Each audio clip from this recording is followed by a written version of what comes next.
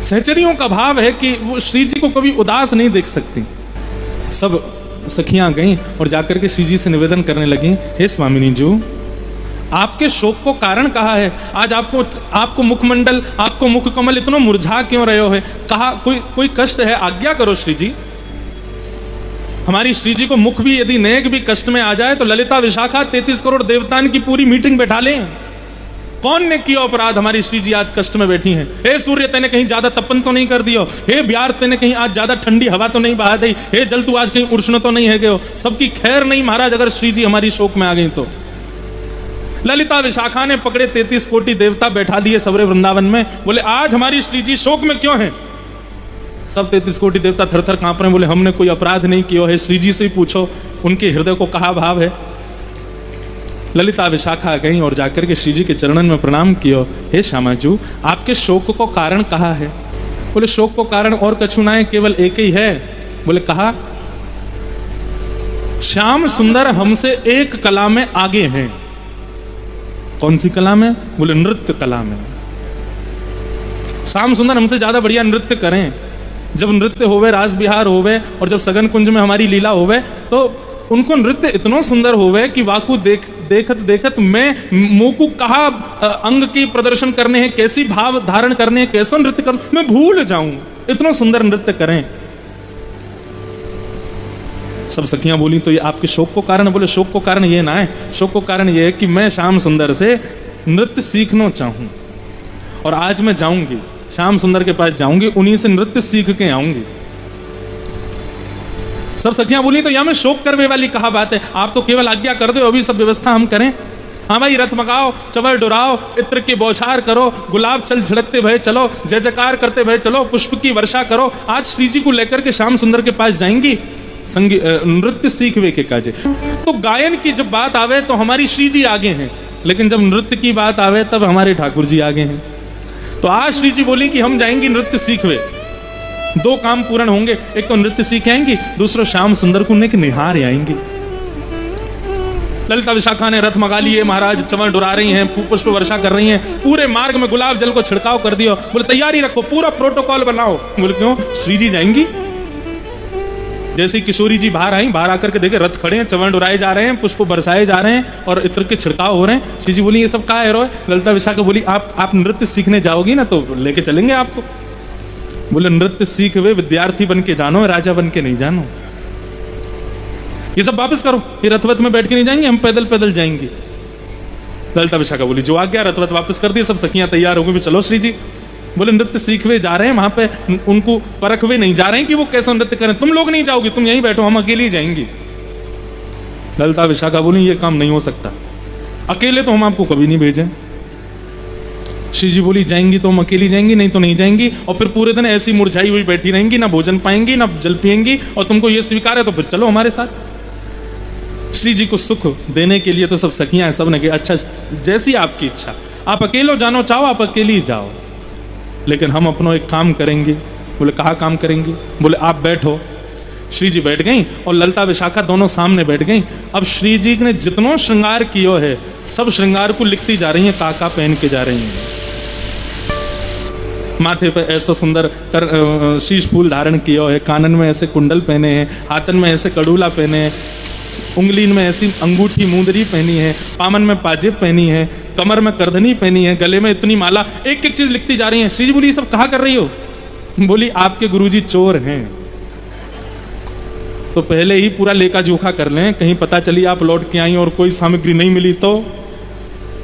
श्री जी बोली तुम लोग नहीं सुधरोगे, तुम्हारी दृष्टि बड़ी बड़ी बेकार है, तुम हमारे श्याम सुंदर को समझ ही नहीं पाई हो। ललिता विशाखा बोली हम बहुत भली भांति जाने भाई, जन्म जन्म को चोर है, मैं 152 बन के गयो बलि के यहाँ, और बोलो 3 पग जमीन चाहिए, और जैसे ही संकल्प भयो सोई विराट है गयो, 2 पग में तीनों लोग नाप लिए। यहां से तो सावधानी, आप तो श्री जी भोली हो बड़ी, ऐसी चली जाओगी, हमको पूरा काम करन दो। पूरा लिख लियो महाराज, माथे पे ये पहनो, कानन में ये पहने, गले में इतने हार पहने, हाथन में कड़ूला पहने, पैरन में पाछे पहनी, कोंदनी पहनी, मुंदरी पहनी है, और सब जब बिल्कुल लिख लियो, बोले अब आप जाओ। श्री जी निकल गई। श्याम सुंदर यहां वृंदावन के तट पर वंशी वट पर एक कदम्ब वृक्ष के नीचे पौड़े हुए हैं, गैया चरावे के काजे गए हैं। इतने में ही तो श्री जी के मुखमंडल पर सूर्य के प्रकाश के कारण श्री जी के मुख से एक तेज उत्पन्न होके वो श्याम सुंदर के ऊपर पड़ने लगा और श्याम सुंदर को ऐसे ऐसे चौंधा जैसा आने लगा मुख पे। बोले अरे ये कहा है रो, जैसे थोड़ी सी अपने हाथ ऊपर करके देखे तो देखे साक्षात वृषभानु नंदिनी श्री किशोरी जी पधार रही हैं। अब तो महाराज जैसी देखे किशोरी जी आई हैं, लाला तो बड़े प्रसन्न है कि बोले जय हो, आज तो हमारे भाग्य उठ गए, साक्षात वृषभानु जी नंदिनी पधारी हैं, चरणन में प्रणाम कियो। बोले जय हो श्री जी पधारो। श्री जी आके विराजी। ठाकुर जी बोले श्री जी आप कैसे पधारी, आज मुंह पे कृपा कैसे भई? बोले हम आपसे नृत्य सीखने आई हैं। बोले अच्छा हमसे नृत्य सीखने आई हो आज? बोले हाँ। आप हमको नृत्य करना सिखाओ। अरे श्यामा जी कोई कमी थोड़ी, आप तो इतना बढ़िया नृत्य करो, पर हमसे सीखने काहे को आई हो?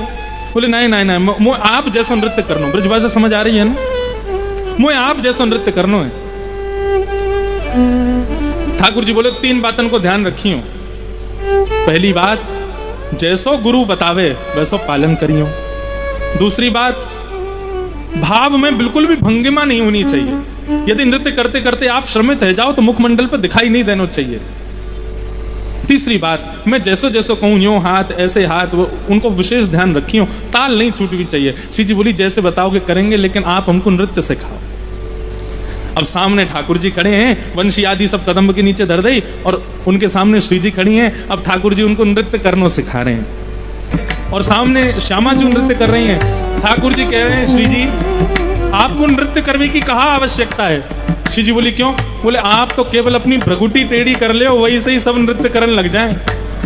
ठाकुर जी जब नृत्य करें तब उनको देख करके सब नृत्य करें, लेकिन हमारी किशोरी जी तो ऐसे भ्रगुटी टेढ़ी कर लें तो वृक्ष पर बैठे हुए पशु पक्षी भी नृत्य करने लग जाएं। हे किशोरी जी वास्तव में आपको नृत्य सीखने की जरूरत नहीं है। क्यों? मोए नृत्य करवे के काजे हाथन के अंग प्रत्यंग बनाने पड़े, पैरन के अंग प्रत्यंग पैर आगे पीछे करने पड़े, लेकिन आपको नृत्य तो केवल भौं ऊपर नीचे है जाए वैसे ही नृत्य है जाए। आपको नृत्य की कहा आवश्यकता? मुंह को आकर्षण करवे के काजे त्रिभंग लली बन के खड़े होना पड़े, लेकिन आप तो केवल अपनी तिरछे कटाक्ष से कोई को देख ले होगी वही से मोहित है जाएगा। किशोरी जी क्या कर रही हैं? नाचते नाचते अब ठाकुर जी कहें ऐसे ऊपर भुजा करो, ऐसे नृत्य करो, तो किशोरी जी कर तो रही है लेकिन जबरदस्ती अपने भाव को भंग कर दें, जबरदस्ती हाथन को उल्टो सीधो कर दें। ठाकुर जी कहें अरे ऐसे नहीं करना, ऐसे करना है, तो फिर श्री जी कहें आप ही बताए दो आके कैसे करना है। ठाकुर जी बोले सब जानना हूं मैं मन की बात, ये नृत्य वित्य तो सब भानो है, आप मुंह को देखवे आइयो। श्री जी बोली क्यों, कौन हो तुम? बोले मैं बड़ो मलूक हूं, यहाँ हमारे मुंह को देखवे आइयो आप। मैं जानू मेरे रूप देखवे में आपको सुख मिले। कितनी बड़ी बात। यहाँ पे श्री जी बोली लाला तुम इतने प्यारे लग रहे हो, नंद के किशोर तो पे डारू तरण तोड़ प्यारे, सुन मुरली की घोर मेरे मन नाचे मोर। ठाकुर जी बोले आप कह रही हो मुंह पे तरण तोड़वे की बात, आप कोई कम हो? आप कैसी लग रही हो? नृत्य होने लगा। अब तो महाराज नृत्य भयो और जो किशोरी जी जिस भाव से गई वो भाव पूर्ण हुआ। ठाकुर जी को देखना था, दोनों एक दूसरे को निहारवे के अनन्य प्रेमी हैं। शाम को समय भयो, नृत्य करते करते दोनों विराज गए। अब श्यामा जी बोली लाल जी अब साय है गई, अब मैं जाऊं, बाबा बाट निहार रहे होंगे, मैया बाट निहार रही होंगी, सब सखी बैठी होंगी चिंता में, तो अब मेरो जावे को समय आ गयो, अब मैं जाऊं। ठाकुर जी बोले हाँ ठीक है, फिर अब आपको आनंद आयो आज? बोले हाँ आयो। नृत्य समझ में आ गयो कैसो करना चाहिए? बोले हाँ आ गयो। तो ठीक है फिर, तो किशोर जी बोली ठीक है लाला फिर मिलेंगे, अभी मैं चलूं। ठाकुर जी मनी मन सोचने लगे ऐसे ही जा रही हैं, कछु दे के ना जा रही हैं, पूरा नृत्य सीख लिया और कछु दे क्यों नहीं जा रही। ठाकुर जी ने 1-2 बार संकेत किया, लेकिन किशोरी जी बोली अच्छा ठीक है लाला मैं चलूं। जैसे ही ठाकुर जी जाने लगे, जैसे ही किशोरी जी जाने लगी, तो ठाकुर जी बोले ऐसे काम नहीं चले, नंद नंदन है, हम यशोदा के लाला हैं, कोई को कछु दियो है, बिना लिए कछु देने को हमारा स्वभाव ना है। जैसे ही श्यामा जी जाने लगी, सो ही ठाकुर जी गए गले में गलवैया डाल लिए और गलवैया डाल करके बोली श्री जी देखो ना आज वन कितना सुंदर लग रहे हो है, देखो वो पशु पक्षी कितने प्यारे लग रहे हैं, आपने तितली देखी, तितली कितनी मधुर लग रही है। श्री जी बोली ये तो हम रोज ही देखें, या में कौन सी बड़ी बात है। नहीं नहीं आज कछु विशेष है, आज देखो आप देखो वह वृक्ष के ऊपर एक नीलमणि जैसो एक तोता बैठो है, नीलमणि जैसो चमक रहो है। श्री जी बोली कहाँ है? बोले देखो वो सामने बैठो, मेरी उंगली की सोत में सीधे देखो। श्री जी बोली वहीं देख रही हूँ, मुंह को तो कोई दिखना ही रहो। बोले ऐसे ना देखो, अपनो हाथ दो। श्री जी को हाथ पकड़ के बोले देखो वो बैठो है। अब हाथ पकड़ के ठाकुर जी ने, हाथ में मुंदरी हती, सो मुंदरी को न्यों निकाल करके और अपनी जिम्मे दे दो, वो बैठो। श्री जी बोली मुंह को तो कोई दिखना रहो। बोले अब तो उड़ गए हो, फुर रह गए हो। अब तो मुंदरी निकाल के धल रही जेब में, और इतने में ठाकुर जी ने गलवैया हटाई। ठीक है श्री जी, श्यामाजू फिर कृपा करियो, हम तो तैयार बैठे हैं सिखावे के काजे, जब आओगी तब सिखा देंगे। बोरी भारी हमारी श्यामाजू चली गई। जैसे ही पहुंची महाराज अपने कुंज में, ललिता विशाखा आदि सब सखियां वहीं खड़ी दूर से निहार रही हैं। गुलाब जल का पेय बना करके लाई है, तुरंत चरणों में डाला है, रज पहुंचने लगी। सुंदर सुंदर पेय पदार्थ ला करके, फल ला करके, श्री जी को कोई श्रम तो नहीं हो गया। श्री जी आप मंगल तो है ना, धूप नैवेद्य करने लगी, आरती करने लगी, नजर उतारने लगी, बलैया लेने लगी, सिंहासन पर बिठायो, चमड़ उड़ाने लगी, पंखा करने लगी, मोरछल दिखाने लगी। श्री जी बोली हाँ आज तो बड़ो आनंद आयो, बड़ो सुख मिलो। ललिता बोली विशाखा पत्र लेके आ, सवेरे जो लिखोगा वो सब गिनती करो। श्री जी बोली तुम बड़ी बेकार हो, श्याम सुंदर पे बड़ो संदेह करो, हमारे श्याम सुंदर ऐसे ना है। बोले तुम्हारे काजे ना होंगे, हमारे काजे तो हैं। हम तो पहले पूरा लेखा जोखा देखें, जैसी सवेरे गई वैसी आई हो कि नहीं। माथे के श्रृंगार दिख रहे हैं, कानन के कुंडल हैं ही हैं, गले की माला भी है, करधनी भी है, पाजेब भी, कड़ूला भी है, हाथन की अंगूठी देखी तो इतने में एक हाथ में 3, एक में 2। किशोरी जी मुंदरी कहाँ गई आपकी? बोले पता ना, वो तो यही हती हाथ में। बोले हम आपसे पहले ही कह रहे हैं, बोले ये नंद को छोरा जो है का 1 नंबर को चोर है, और ये मुफ्त में कछु सिखा ही ना सके। आप नृत्य सीखवे गई ना, यही मारे माने धल रही है अपने पास।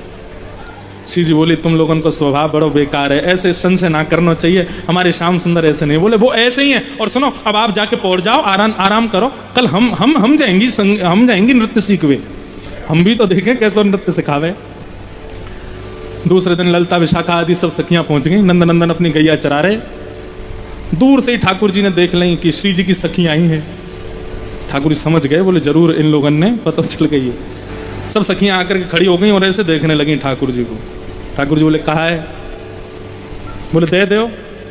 ठाकुर जी बोले मुंह पे ना है। पकड़ी गई चोरी, कहाँ ना है तुम्हारे पास? बोले जो तुम मांग रही हो वो मुंह पे ना है। कहाँ मांग रही हो? बोले मुंह का पे तो कहाँ मांग रही हो? तो तुमने यूं कैसे कही कि मुंह पहना है? बोले तुमने भी तो कही दे दो। विशाखा बोली ऐसे काम नहीं चलेगा, हमारी श्री जी की मुंदरी चोरी है गई है, आपने धरी है अपने पास। बोले मुंदरी ना चुरा में, हम तो तुम्हारी श्री जी चुरा लेंगे काउ दिना।